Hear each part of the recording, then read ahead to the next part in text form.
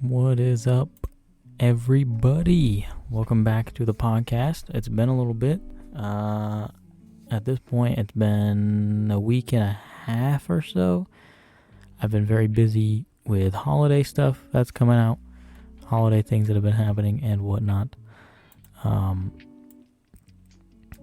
But we should be all good now and able to get back on schedule.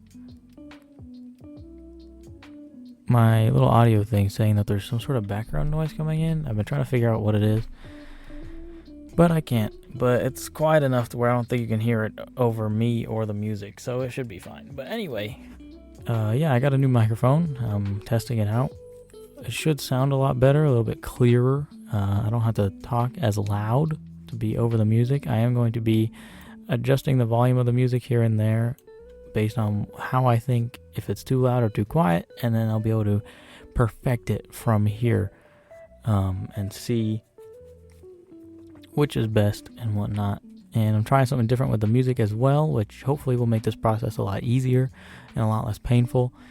And I might be able to get 2 episodes out per week a lot easier. I was thinking about moving to 1 just because I was having to stress about getting 2 out a week with all the stuff I have to do already during the week with my YouTube channel and just having a job as well as working out every day. My days were kind of cramped, so I was thinking about moving to just 1. Oh, going on to the next song. There we go.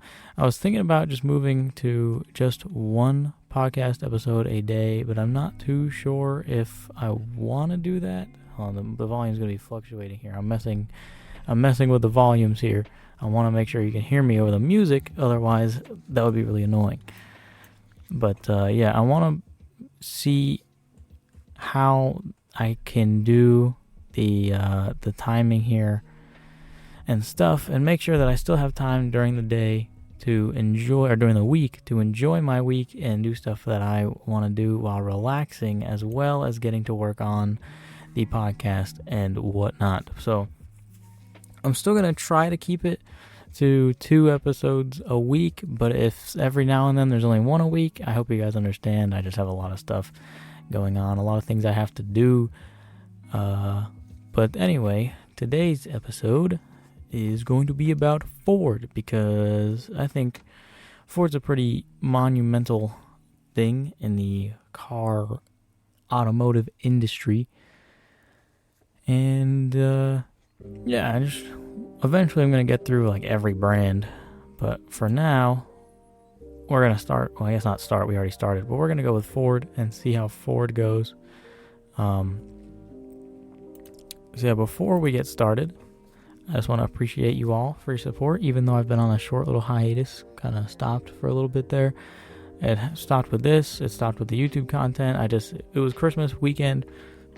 I was, hanging out with family, focusing on family stuff rather than this. I didn't want to be in my room editing and recording videos when could be hanging out with family for Christmas instead. So I hope you guys understand.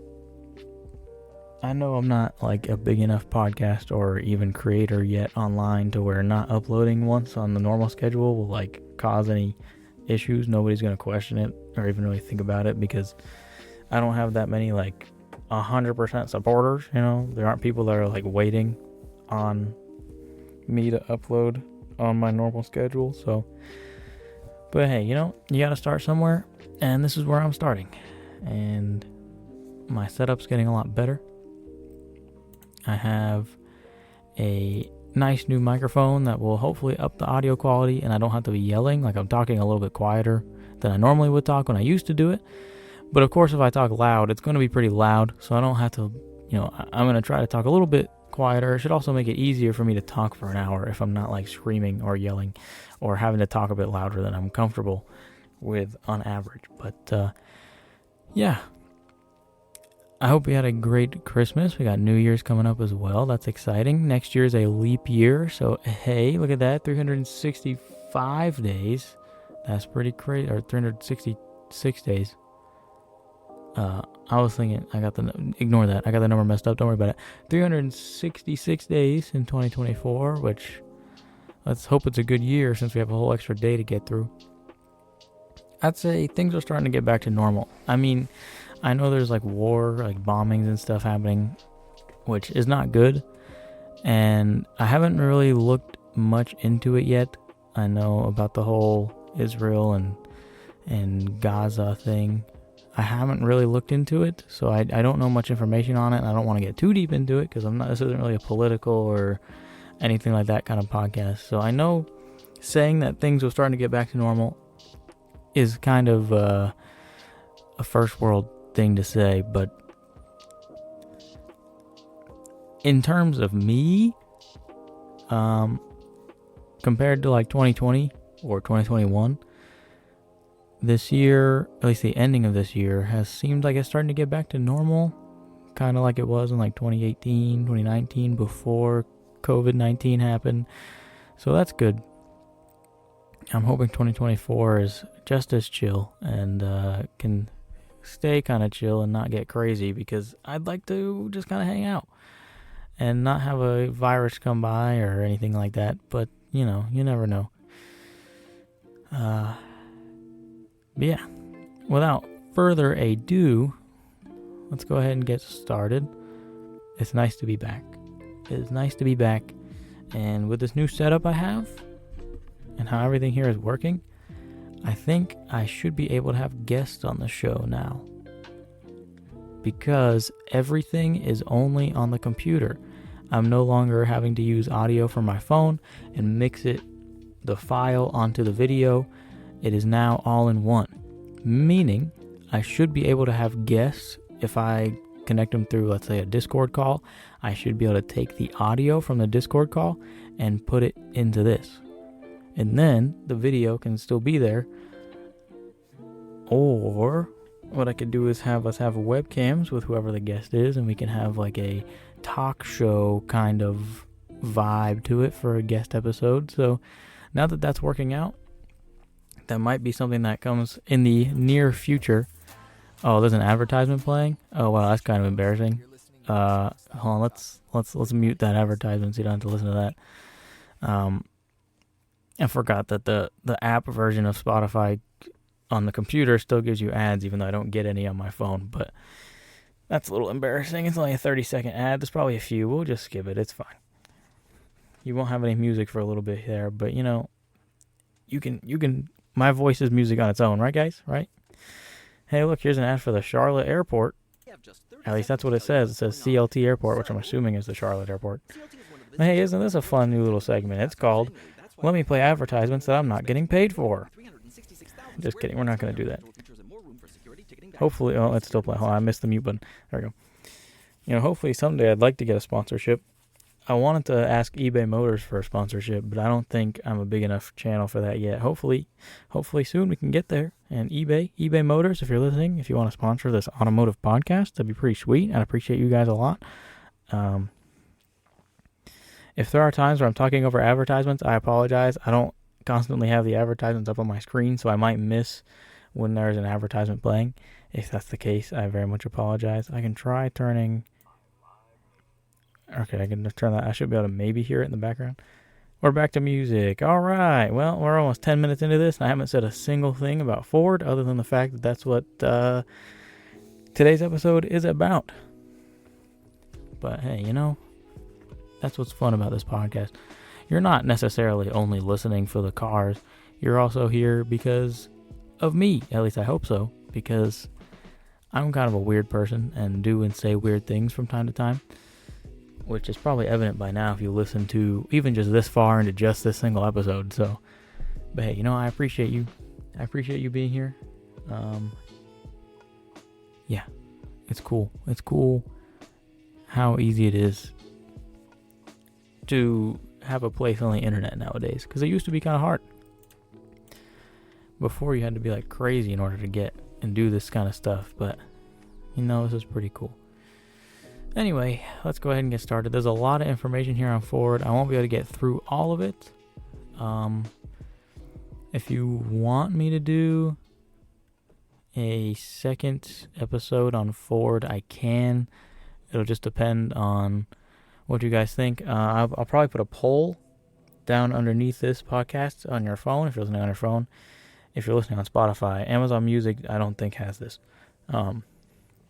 You could. It might. I don't know. I don't really use Amazon Music, but if you're on Spotify, I know for a fact there's going to be a poll that says, do you want a Ford Part 2? So just let me know. And if you want to see the rest of the information, because there's a lot of facts here that I'm not going to be able to get through. I mean, there's a lot of stuff. There's like 300 different points of references here. There's a lot.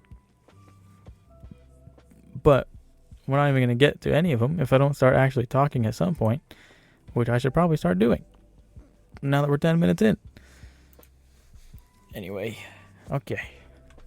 So, as you already know probably, Ford Motor Company is an American multinational automobile manufacturer. Sorry, I hit the mic there. I don't know if you heard that. Headquartered in Dearborn, Michigan, United States. It was founded by Henry Ford and incorporated on June 16th, 1903. The company sells automobiles and commercial vehicles under the Ford brand and luxury cars under its Lincoln brand. Ford also owns a 32% stake in China's Jiangling Motors. It also has joint ventures in China, Chang'an Ford, Taiwan, Ford Li Ho, Thailand, Auto Alliance Thailand, and Turkey, Ford Otosan. The company is listed in the New York Stock Exchange and is controlled by the Ford family. They have minority ownership, but the majority of the voting power. Also, I can tell that the music changed and it's a little bit louder this time. So if it's too loud, I apologize. After this episode, I'm going to be able to look back and equalize the volumes. It's just hard to do if I haven't done it before, but I'll be able to tell what needs to be louder, quieter, and all that jazz. So just hang in tight with me for this one. It'll be better after this, I promise. It'll be better next week. Ford introduced methods for large-scale manufacturing of cars and large-scale management of an industrial workforce using elaborately engineered manufacturing sequences typified by moving assembly lines. By 1914, these methods were known around the world as Fordism. Ford's former UK subsidiaries Jaguar and Land Rover, acquired in 1989-2000, respectively, were sold to the Indian automaker Tata Motors in March 2008. Ford owned the Swedish automaker Volvo from 1999 to 2010. In 2011, Ford discontinued the Mercury brand, RIP, under which it had marketed entry-level luxury cars in the United States, Canada, Mexico, and the Middle East since 1938. Something I've always been curious about, I wanted to know if Mercury was based on the planet or the metal. Because if it's based on the planet, that's pretty cool. Because, that's like a Saturn brother. Let's see. I'm looking this up live because I didn't look this up earlier. Which so far I'm not finding anything. Come on, internet. I just want to know if the name Mercury is based on... With nicknames like the Waterfall, Winding Road, and Hockey Stick, the emblem took on three multiple meanings, including being a depiction of Mercury's winged helmet. The three-arc design suggests mobility. It remained silver until it was retired. The color of the element Mercury. So it's the element. So the color is obviously like Mercury colored. And Mercury's winged helmet was a ancient Roman knight. Let me see. I know this isn't. This is kind of about Ford. So it's about ancient Roman knight guy who had wings on his helmet and the metal. So this has nothing to do with planets. That kind of sucks. Hey, that's why it's a Ford product. Am I right? I'm just kidding. Ford likers, I like Mercury, okay? And there are Fords that I like too. I like a lot of cars. So, GM is my favorite, but I do like Ford, some of them. I like some Fords. Don't get mad at me. Ford is the second largest U.S.-based automaker behind General Motors. The shade. And the sixth largest in the world behind Toyota, Volkswagen, Hyundai, and Stellantis, and General Motors, based on 2022 vehicle production. At the end of 2010, Ford was the fifth largest automaker in Europe.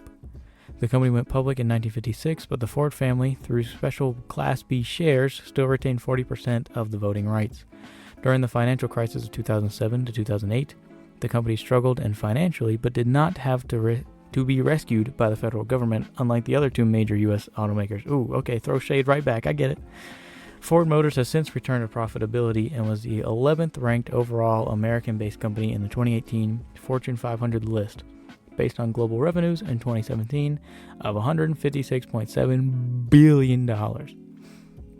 In 2008, Ford produced 5.532 million automobiles and employed about 213,000 employees at around 90 plants and facilities worldwide. So they struggled for a little bit there, but then just got better. They actually fixed it without needing the government to save them, which, I mean, hey, good for you, Ford. You know, some companies couldn't do it, like one of my favorite companies. They couldn't do it.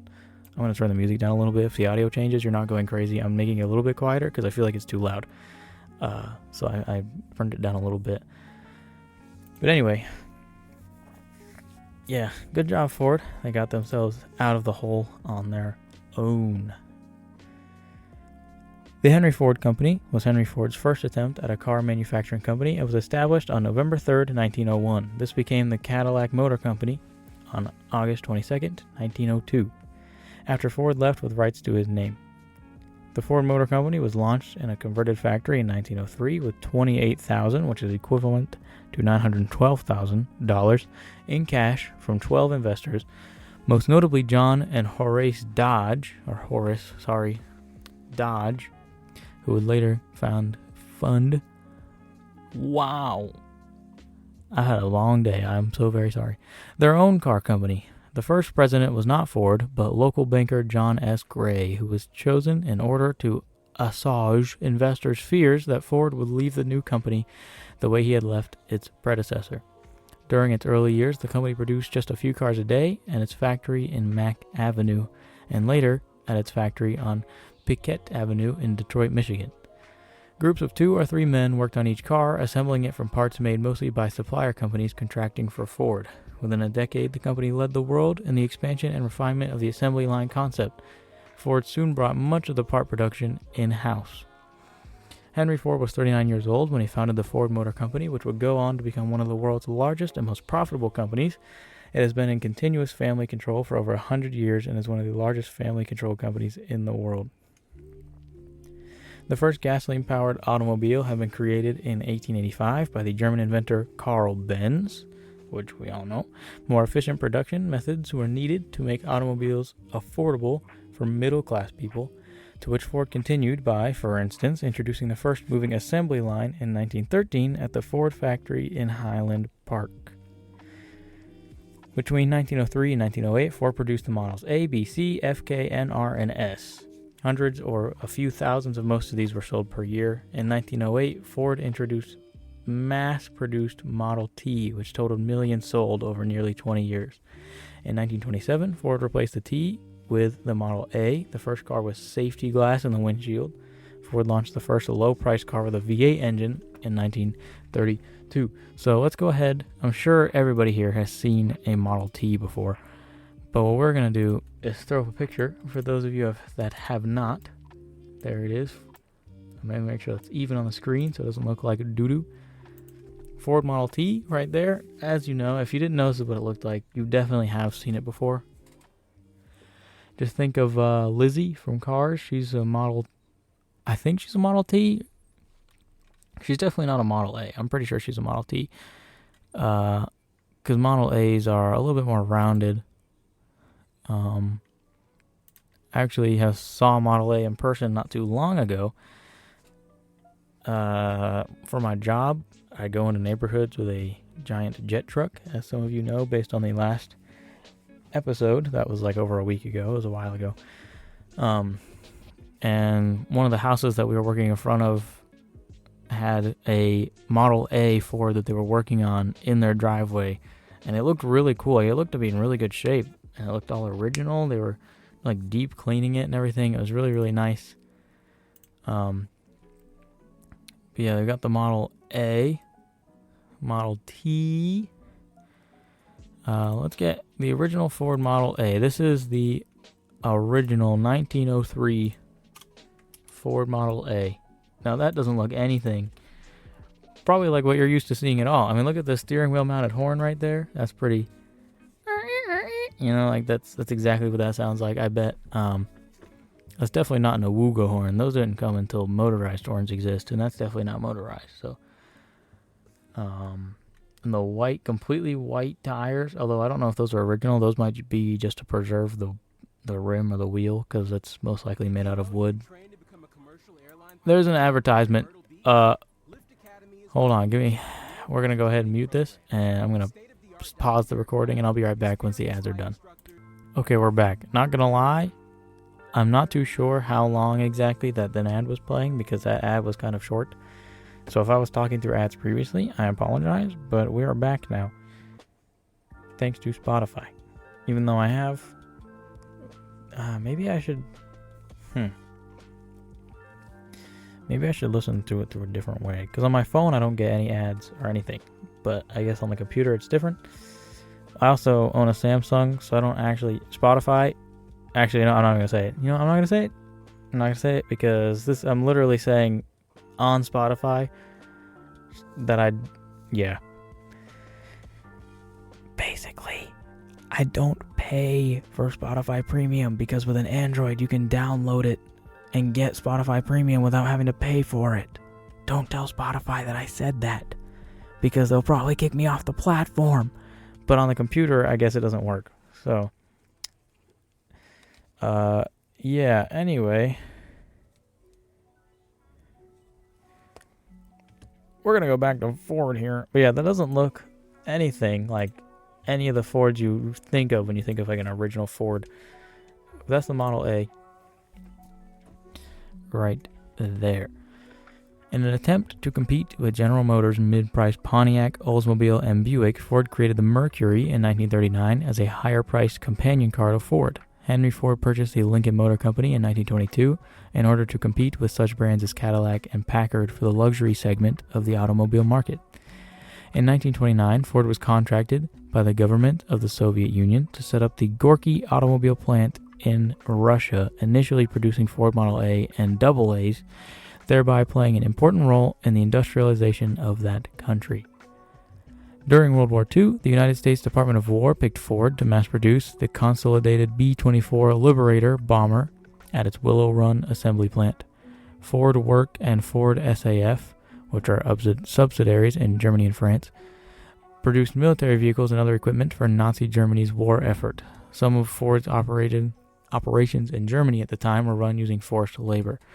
The creation of a scientific laboratory in Dearborn, Michigan in 1951, doing unfettered basic research, led to Ford's involvement in superconductivity research.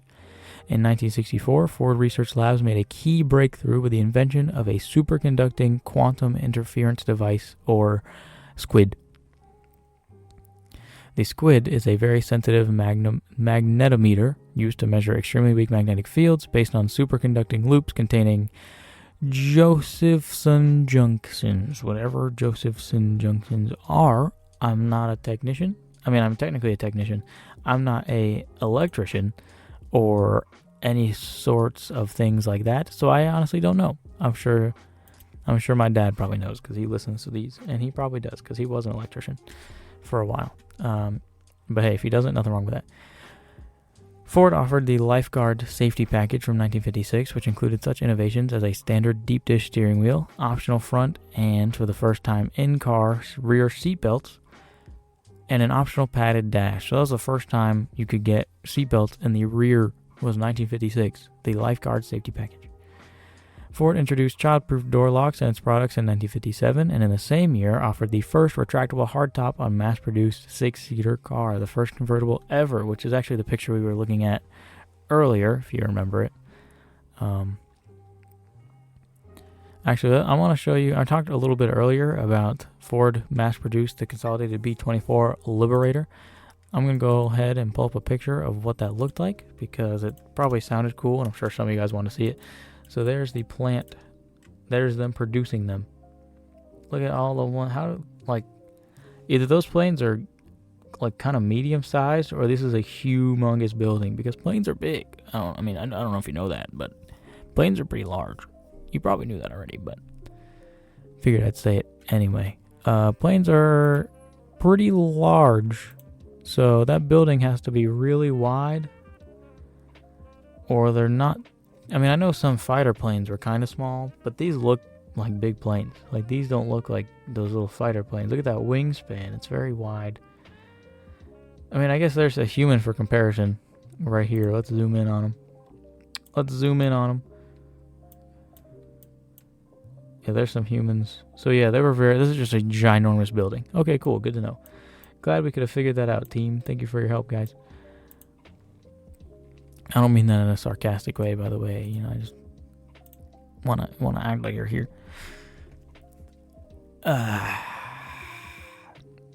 Ford offered the lifeguard safety package. Okay, I already read that. My bad. In late 1955, Ford established the Continental Division as a separate luxury car division. The division was responsible for the manufacture and sale of the famous Continental Mark II. At the time, the Edsel Division was created to design and market that car, starting with the 1958 model year.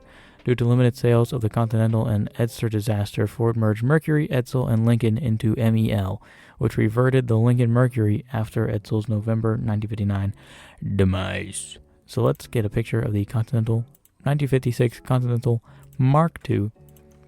Beautiful car. Not gonna lie, at first I thought the guy in the car was Jay Leno. It's not, but it would have been pretty funny, and honestly, I would not have been surprised, because that guy, what does he not own? But, pretty cool. I like the way old classic cars look. I'm really a fan of just the body lines and the shapes, and the headlights, the grille, the extra spare tire that's not like hidden. I've always been a pretty big fan of older cars. In that same way, I also like in Fallout 4, the vehicle designs in Fallout 4 I think are really cool. For some of you might be unsure, so I am going to actually pull up some pictures here. But it's like a post-apocalyptic setting, and what I like about it is that it's like future, but built on the past, if that makes any sense. Like, this right here is one of the cars in the game. You can't drive them, you can just look at them. But it looks futuristic, but it also looks old at the same time. And I just really like that design idea. I don't know what it is, but like, if there was a car that looked like this in real life, I'd probably have it. I'd probably go and look for it, because I really like the way post-apocalyptic old new cars look. I just miss the fins. I miss the cool design. I mean, look at this thing. Look at it. Imagine if this was real. You know how cool that'd be, seeing that go down the road.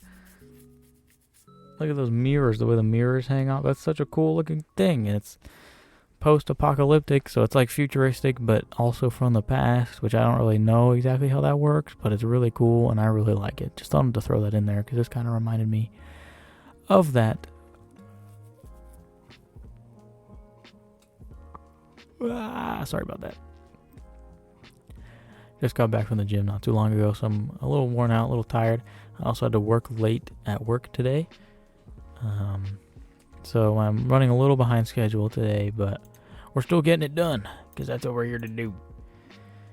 Okay, let's see. The Ford Mustang was introduced on April 17th, 1964, during the 1964 New York World Fair. In 1965, Ford introduced the seatbelt reminder light. Kind of crazy how that's just thrown in there, but so in 1965 they were like, "Oh hey, by the way, your seatbelt's not on," and that was it. And actually, here is a 1965 Mustang Fastback. This is the first Mustang to have a seatbelt light, according to what that just said. The 1965, unless I'm just delusional and read it wrong, which is completely possible.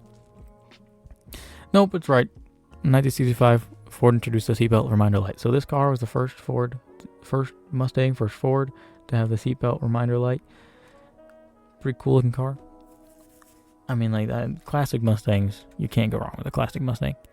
With the 1980s, Ford introduced several highly successful vehicles around the world. During the 1980s, Ford began using advertising slogan, "Have you driven a Ford lately?" to introduce new customers to their brand and make their vehicles appear more modern. In 1990 and 1994, Ford also acquired Jaguar and Aston Martin. During the mid to late 1990s, Ford continued to sell a large number of vehicles in a booming American economy with a soaring stock market and low fuel prices. Man, imagine that today. Oh, I tell you what, man.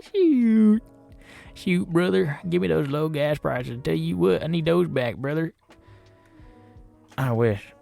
The funny thing is, is when I was a kid, gas was like $1.50 and people were like, dang, that's expensive. And now it's like 3 times that. And it sucks. I mean, even like with my car, it cost me about $20 to $25 to fill up from less than a quarter of a tank. But that should cost like $15. That should be like $15. I mean, I have a pretty small tank. It's a small tank. It's only a little 4-banger. It shouldn't cost me $25 to fill up the tank. It's only like 9 gallons. I think it's 9 gallons. Pretty sure it's a 9-gallon tank. It could be 10. I can't remember. I want to look it up because I want to make sure I'm right. I don't want to spread misinformation. You know what I'm saying? I don't want to spread. That's a 2001. 12.1. That's not accurate. It's 10. It's definitely not 12 because that's just not true. Because when I fill up, when I'm close to empty, I'll fill up. It'll be about 9 gallons and it's full. So it's definitely not 12. I think it's 10. Because the Ion red line is 12, isn't it? Gas tank capacity. This isn't about Ford, and I apologize. Yeah, okay. So this says the red line's 13. I didn't think, I mean, that's still, 12 is still small. I'm pretty sure it's 10. I don't think it's 12. I mean, Google can be wrong, right, guys? Google can be wrong sometimes. We can agree on that. I just don't think that's right because I definitely have never gotten to go over about 8 gallons when I'm filling it up. And I've gotten it pretty low, especially on that road trip when I drove to Maryland. I got it pretty low. It did not go over like 8. There's an advertisement playing. Oh boy. I'm going to pause it. I'll be right back. Okay, we're back. So the funny part about this is that there's about an hour pause between that last section and right now. I mean, obviously there isn't for you, but I got a phone call. I was talking for about an hour with my brother. So, it's just kind of crazy how for you guys it's just, and then bam, now I'm here. But for me, it's an hour cut between I paused it at about 9 o'clock. It is now 10 o'clock. It's now 10:07. I was hoping to be in bed by now, or at least getting ready for bed, or, finishing something else up and then going to bed. But you know what? Life be like that sometimes. What else can I say? You know what I'm saying?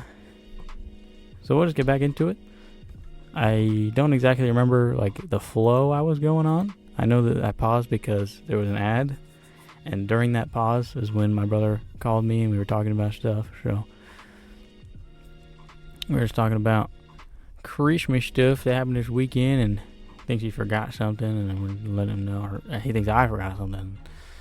And all that. And then we were just talking about what he has to do tomorrow because he's starting a new job soon. And he's got to take time off of his old job to go do stuff he has to do. This doesn't really matter. I just,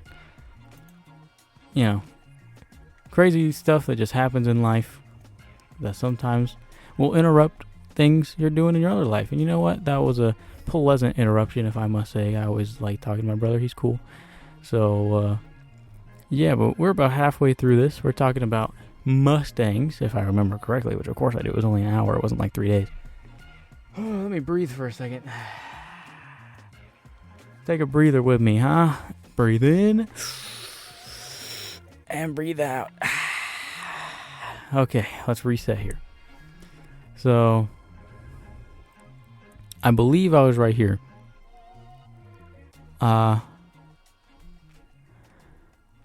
With the dawn of the new century, legacy healthcare costs, higher fuel prices, and a faltering economy led to falling market shares. Let me make sure I'm not talking too loud. I gotta check the audio thing. Okay, we're good.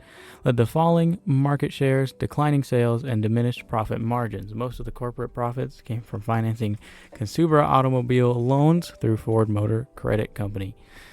By 2005, now we're on to the 21st century, Both Ford and GM's corporate bonds have been downgraded to junk status as a result of high U.S. healthcare costs for an aging workforce, soaring gasoline prices, eroding market share, and an over-independence on declining SUV sales.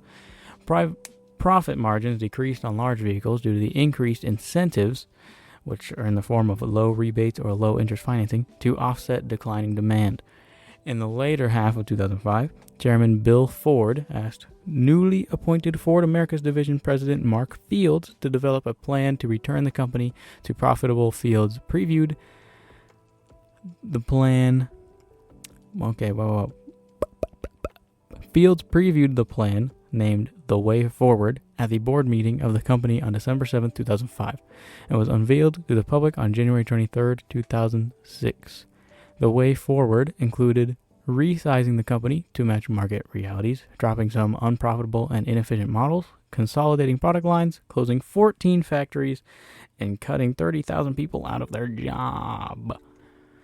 Ford moved to introduce a range of new vehicles, including crossover SUVs built on unibody car platforms rather than more body-on-frame chassis. In developing the hybrid electric powertrain technologies for the Ford Escape hybrid SUV, the company licensed similar Toyota hybrid technologies in order to avoid patent infringements. Ford announced that it would team up with electricity supply company Southern California Edison to examine the future of plug-in hybrids in terms of how home and vehicle energy systems will work with the electrical grid. Under the multi-million-dollar multi-year project, Ford is to convert a demonstration fleet of Ford Escape hybrids into plug-in hybrids, and SCE is to evaluate how the vehicles might interact in the home and the utilities electrical grid. SCE is Southern California Edison, by the way. Some of the vehicles are to be evaluated in typical customer settings, according to Ford. William Clay Ford Jr., great-grandson of Henry Ford, and also better known by his nickname Bill, was appointed executive chairman in 1998 and also became chief executive officer in the company in 2001, with the departure of Jacques Nasser becoming the first member of the Ford family to head the company since the retirement of his uncle Henry Ford II in 1982. Ford sold motorsport engineering company Cosworth to Gerald Forsyth and Kevin Kalkoven, Kalkhoven, Kalkoven, in 2004, the start of a decrease in Ford's motorsport involvement upon the retirement of President and Chief Operations Officer Jim Padilla in April 2006. Bill Ford assumed his roles as well. 5 months later, in September, Ford named Alan Mulally as president and CEO, with Ford continuing as executive chairman. In December 2006, the company raised its borrowing capacity to about $25 billion, placing substantially all corporate assets as collateral. Chairman Bill Ford has stated that bankruptcy is not an option. Ford and the United Auto Workers, representing approximately 46,000 hourly workers in North America, agreed to a historic contract settlement in November 2007, giving the company a substantial break in terms of its ongoing retiree health care costs and other economic issues. The agreement included the establishment of a company-funded, independently run voluntary employee beneficiary association, also known as VEBA. VEBA, almost sounds like I said V-Bucks. Trust to shift the burden of retiree health care from the company's books, thereby improving its balance sheet. This arrangement took effect on January 1st, 2010.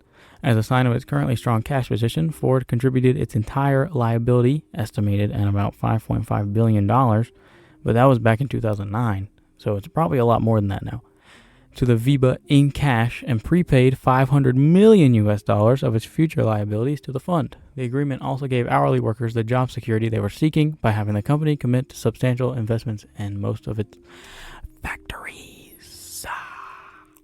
The automaker reported the largest annual loss in company history in 2006 at $12.7 billion and estimated that it would not return to profitability until 2009. However, Ford surprised Wall Street in the second quarter of 2007 by posting a $750 million profit. Despite the gains, the company finished the year with a $2.7 billion loss, largely attributed to finance restructuring at Volvo. On June 2nd, 2008, Ford sold its Jaguar and Land Rover operations to Tata Motors, the Indian one we talked about earlier, for $2.3 billion. During congressional hearings held on November 2008 at Washington, D.C., Ford's Alan Mulally Mulale, stated that we at Ford are hopeful that we have enough liquidity, but we also must prepare ourselves for the prospect of further deteriorating economic conditions. Boy, he has no idea what. Fast forward to 2023. Woo! He went on to state that the collapse of one of our competitors would have a severe impact on Ford, and that Ford Motor Company supported both Chrysler and General Motors in their search for government bridge loans in the face of conditions caused by the 2008 financial crisis. So look at that. So people are like, oh, Ford and Chevy are rivals. Nah. Ford was friends with General Motors, which is Chevy. Ford supported General Motors and Chrysler. They wanted to be friends. But all the fans and the customers were like, no, you can't like Ford if you like Chevy. And you can't like Chevy if you like Ford. Which, I mean, I understand, oh no, not combat. What's the word I'm thinking of? Competition. Competition sells, obviously. I mean, I'm sure there are Ford fanboys out there that will buy more Fords because they prefer Ford over Chevy, and I get it. So the competition is probably only between fans and not actually between the companies themselves. It's more likely that the companies are just like, oh, hey, what's up, Ford?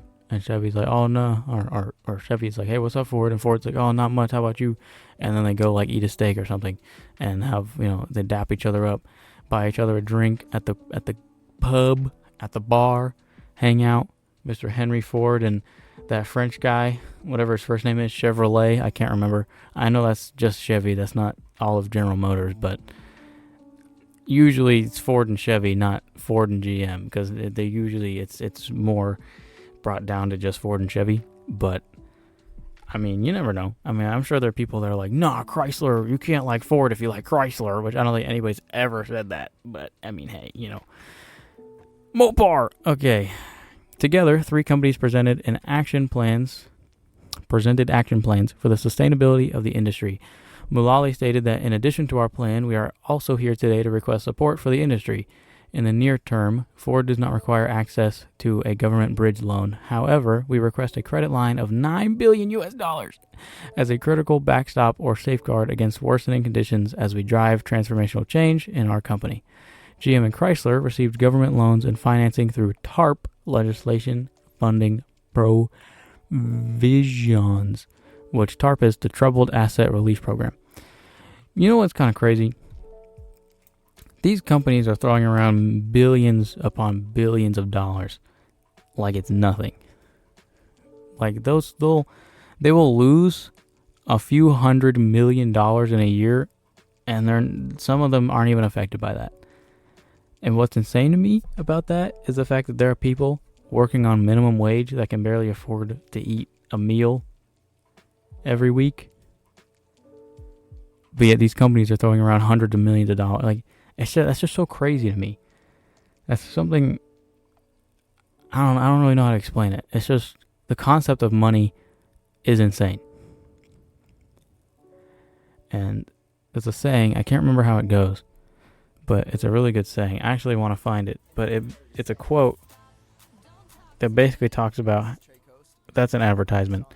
Well, you know what? We're going to talk through, oh, that sucks. Okay. We're going to talk through this advertisement here while I find the post that I'm talking about, because I really, really want to find the quote. It's a really good quote. That's too old. It's definitely not from that. Shoot. I don't know where it is, do I? Oh no, the ad's over. My time is up. Well, I don't remember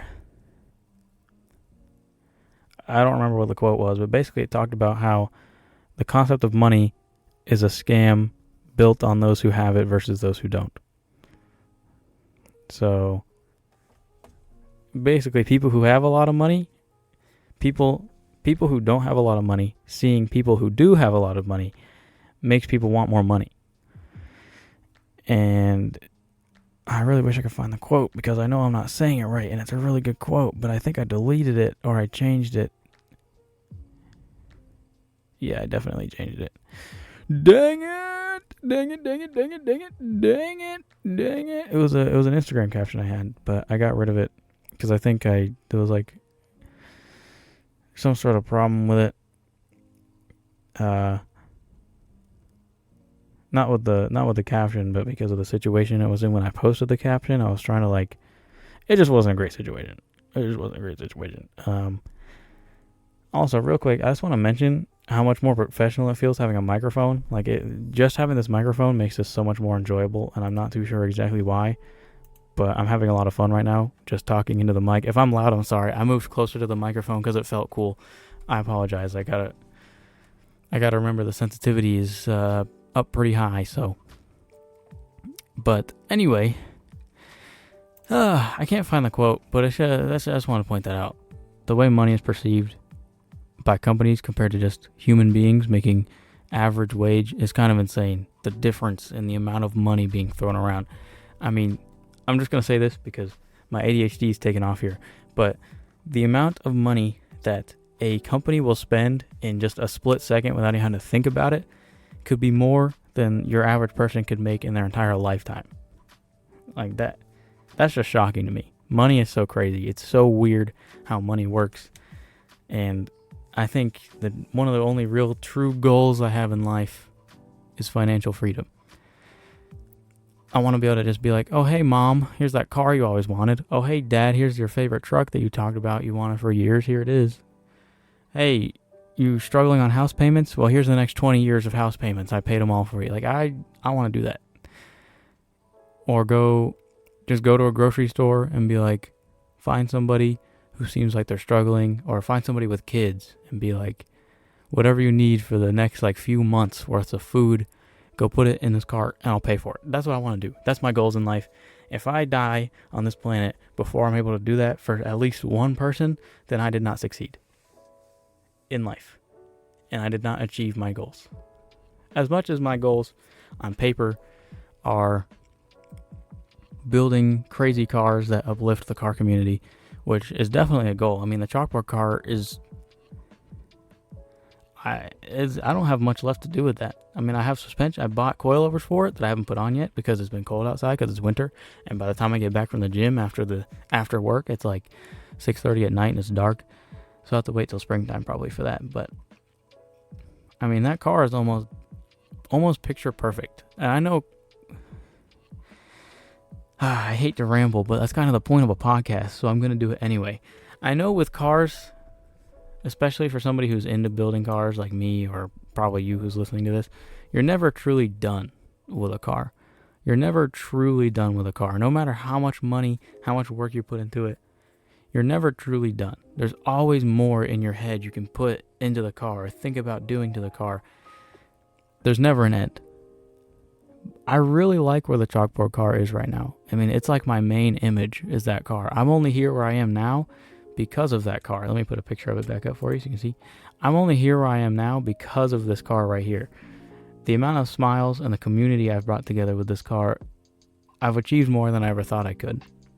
I mean, if you were ever here in the beginning, or you've been somebody who saw my car before it looks like it did now, this was a laughable car in the beginning. I mean, I brought it to that first Cars and Coffee when I only had the hood painted chalkboard and nothing else, and people would actually laugh at my car as I was driving to park. Legitimately. They just saw a silver car with a black hood and two unpainted fenders with no window tint, dumb stickers because it was my first car and I just wanted to put stickers on it. And it was laughable. But now look at the community I've built up with the work I've done to it. I didn't let those people get to me. I didn't let the opinions of others take me down or demotivate me from building this car. And I will admit, there are times where I want to give up. I'm like, this car is so much work, it's so much money. I mean, especially when that front bumper got destroyed after I had it for 8 months, not even 8 months. I mean, that sucked. That kit was expensive. I didn't even have it for a year and it just destroyed it. And I don't like the way it looks now that it's broken. But in a way, it gives it character. And some people are think it's cool. Especially because I bumper zip tied it back together. And you're never going to please everybody. And your car will never be perfect in your eyes because you know what's wrong with it. I mean, I can look at my car and I can point out a few things that I don't like. Like the bumper fitment's off, the bumper's broken, the wheels are kind of small, the fitment isn't great. My front window isn't tinted, but my side windows are, and like I mean that's not really a big deal, but in the recent car community it kind of is. People were like, "Oh, you don't have your front windshield chrome tinted?" Which, I mean, yeah, that looks sick, but I also like being able to see. I mean, I know somebody who has chrome window tint, and it looks good, but he also did it right, and you can see through it just fine with no problem. So kudos to him. He probably, if he's listening to this, which he probably isn't, he probably knows I'm talking about him. But he did it right, and it looks cool. But it was also probably expensive. So my point is, I don't know how he even got here. Did I reach the end of my music? Oh my goodness, I did. We're going to start back from the top. Anyway, this is the point of the podcast. This is kind of what I'm going for in this podcast, is it's more about just cars. As much as it's called Car Reviews with me, this is also just about life. Just hanging out, just talking, being real. That's what this podcast is about. And this is also my podcast, so I can talk about whatever I want. Nothing you can do about it. Ha ha ha. So yeah, there's going to be plenty of times where I ramble off like this. That's partially my ADHD and partially because it's a podcast and it's fun. And I like being able to like connect with people rather than just be a Wikipedia. I like showing that I do have feelings and opinions. And if you agree or disagree with them, I'd like to talk about it instead of just being like, oh, that's a stupid opinion. But yeah, my main goal is to be able to help people in need. I want money to mean nothing to me so much that I can give thousands of it away every day and it doesn't mean anything to me. Like what I do, it means something, but the money itself doesn't. I like making people happy. I like making people smile. I like seeing the reactions of people as I drive by with my car covered in chalk and the kids like looking at it like, whoa, that's really cool. And the parents are like, wow, that's really cool. Bringing up that dopamine in the world is what my main goal is. And probably the easiest way to do that with today's economy and the way the world works is money. Buying people stuff they need. Like, yeah, looking at a cool car brings you some dopamine, but buying somebody a new car probably brings even more, especially if they're struggling and really need a car. But, you know, life sucks sometimes. Things get tough, but I hope I can achieve that. And you being here and listening to this and supporting me on Instagram and YouTube is helping me get one step closer. I mean, right now I'm just a 19-year-old with a normal 9-to-5 job. I mean, it's actually like 8 to 5, but you get the point. I'm nowhere near financial freedom at all. Don't get me wrong. I am nowhere near. I'm not even like upper class. So, like my living space is not upper class. I mean, I'm not poor. Don't get me wrong. I mean, I understand and I realize that I'm privileged enough to have all this nice stuff, to have this podcast even running, which some people could only dream of.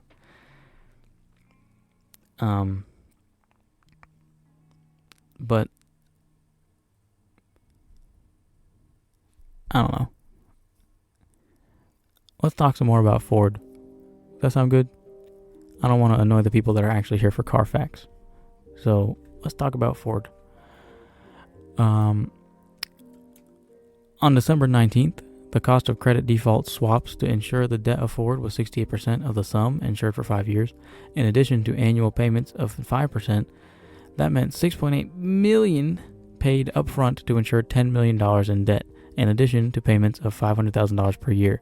In January 2009, Ford reported a $14.6 billion loss on the preceding year, a record for the company. The company retained sufficient liquidity to fund its operations. Through April 2009, Ford's strategy of debt for equity exchanges erased $9.9 billion in liabilities in order to leverage its cash position. These actions yielded Ford a $2.7 billion profit in 2009, the company's first full year profit in 4 years. In 2012, Ford corporate bonds were upgraded from junk investments to grade again, citing sustainable, lasting improvements. I think that's a good place to end it off for this one. I rambled off a bit, And for the people that are genuinely just here for the Carfax and not for me, I apologize. You can skip through it if you want, or if you're already here and you didn't skip through it, you can skip through it next time if you want. But I want to make relationships with my fans, so you guys know who I am. Feel like you actually know me as a person, not just that guy on the internet that shows cars and plays video games. I'm a human being too. And the fun fact is everybody is, even celebrities. They're no more special than we are. They just have talents. That's pretty much it. Some of them don't even actually have talent, and they're still up there making millions of dollars, and everyone looks up to them. But there's no reason why that can't be you. All you have to do is try. But good luck. And it's almost the new year, so I know New Year's resolutions are cheesy and corny, but that doesn't mean you can't make it happen. I believe in you. You got this. Thank you so much for tuning in to this week's episode, which there won't be another for this week, but there might be 2 for next week. I'll have to test it out, see if the timing works. I also have to stay late at work pretty often, but I will guarantee that at least 1 will be out every week. I'm not going to go to 0. I'm not going to do a week without them. That's just not cool. Not fun. And yeah, I had fun today. It felt nice. Felt pretty good. I appreciate all your support so much. I appreciate you as a human being. Go out there, live your life, do something fun. Life's too short. You're special. And I will see you guys next time. Bye-bye. Thank you all so much. Bye. Oh, before I leave, make sure to check out my Instagram. I appreciate that so very much. If you want to support me even more and look at more of this car on the screen there's another advertisement. I'm just going to pause it. We're just going to get rid of that. Yeah, follow my Instagram if you want. I really appreciate that. You can also see this car with a lot of cool stuff on it, which is pretty cool. And follow my YouTube, please. Thank you so very much. These will also be on YouTube, so if you want to, support me there, I really appreciate it. But yeah, I'll see you guys next time. Bye-bye.